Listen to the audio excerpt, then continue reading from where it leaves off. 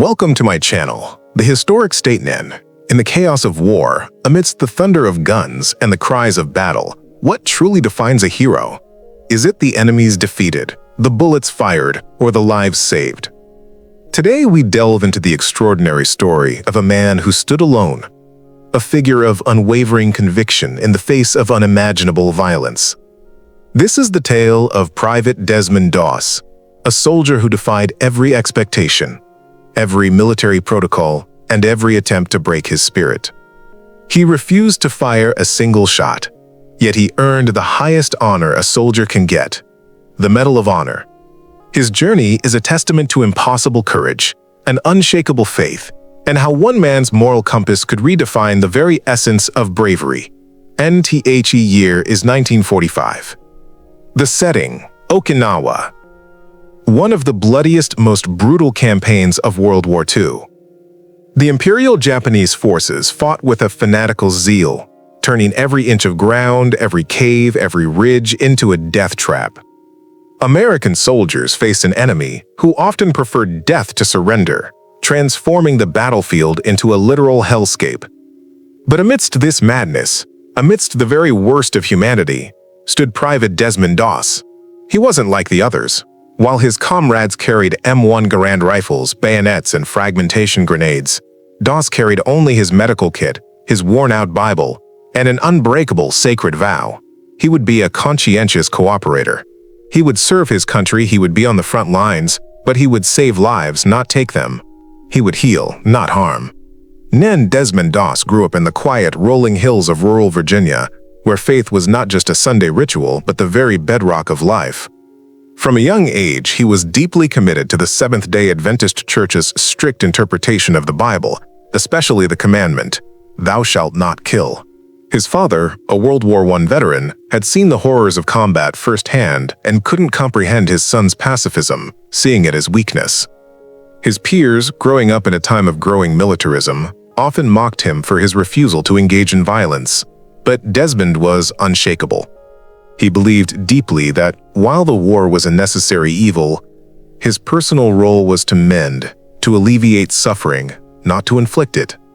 When the Japanese attacked Pearl Harbor, igniting America's entry into the war, Desmond, unlike many conscientious objectors, felt an urgent call to serve his nation, but he would do so on his own terms.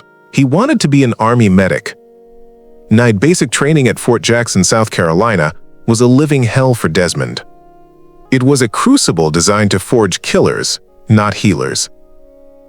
His drill sergeants, seasoned veterans, viewed him with contempt and outright hostility. "You're a coward, Private," they'd bellow, their faces inches from his. "You're a liability. You'll get us all killed." They physically abused him, forced him into grueling exercises designed to break his spirit, and tried repeatedly to force a rifle into his hands, which he steadfastly refused to touch. His fellow recruits, desperate to prove their own toughness, ostracized him, calling him a quote-quote, conscientious objector with venom. They threw boots at him while he slept, spat on his bunk, and pushed him around, all in a relentless attempt to make him quit. But Desmond never quit. He simply cleaned his rifle with diligent care, but never loaded it. He endured the beatings, the relentless verbal abuse, and the profound isolation, all for his sacred vow. He was eventually court-martialed for refusing a direct order to handle a weapon, facing a possible prison sentence. But miraculously, on the eve of his trial, a sympathetic commanding officer, understanding the depth of Desmond's convictions, intervened. The charges were dropped, and Desmond Doss was officially allowed to serve as an unarmed medic. NNHI's unit, the 77th Infantry Division, was eventually deployed to the Pacific Theater, landing on the island of Okinawa. Their grim mission, to take the most fearsome, strategically vital position on the island. It was a 400-foot sheer cliff, known to the Americans as the Maeda Escarpment, but to the soldiers, it was simply Hacksaw Ridge. This vertical fortress was riddled with hidden Japanese bunkers, caves, and machine gun nests, turning every ascent into a death trap. The first assault was a catastrophic bloodbath. As American soldiers painstakingly scaled the cliff, Japanese forces emerged from hidden positions, raining down artillery shells, grenades, and relentless machine gun fire. Waves of American soldiers were cut down, their bodies tumbling down the unforgiving face of the ridge. Retreat was swiftly ordered, and the ground above the cliff was soon littered with the wounded and the dying, their desperate screams echoing in the smoke-filled air. As the desperate order to retreat echoed across the ridge, panic erupted. Surviving soldiers scrambled down the ropes, desperately trying to escape the carnage and the relentless enemy onslaught. But amidst the chaos, amidst the primal urge for self-preservation, one man stayed behind. Private Desmond Doss. He saw the wounded, the dying, the men his unit had been forced to leave behind, caught between enemy fire and the terrifying drop. And he knew, with every fiber of his being, that he couldn't abandon them. Completely unarmed, without a single weapon to defend himself, under a barrage of enemy fire, he moved through the fallen, tending to their grievous wounds, administering life-saving first aid, all while whispering words of comfort and prayer. Then for the next 12 hours, through the long, terrifying night and into the first light of dawn, Desmond Doss performed an impossible, superhuman feat. Alone, amidst the very heart of the enemy's stronghold, he located each wounded soldier, assessed their horrific injuries, and then, with sheer will and incredible strength, single-handedly dragged them to the very edge of the cliff. There, amidst the constant barrage of grenades, rifle fire and machine gun bursts, he meticulously tied a rope around each man, whispered a personal prayer for their survival, and then, with Herculean effort, lowered them down the sheer 400-foot drop to safety. "Lord, please help me get just one more," he prayed aloud with each man he saved, his voice a hoarse whisper. He made trip after trip, his body screaming in protest, his spirit unyielding. He saved 75 men that night, one by one, 75 lives, pulled directly from the jaws of certain death, purely through his unarmed courage. When the first light of dawn broke, casting long shadows across the ravaged landscape, the remaining American soldiers gathered at the bottom of the ridge looked up in stunned silence. From the hellish precipice, a figure slowly descended the rope.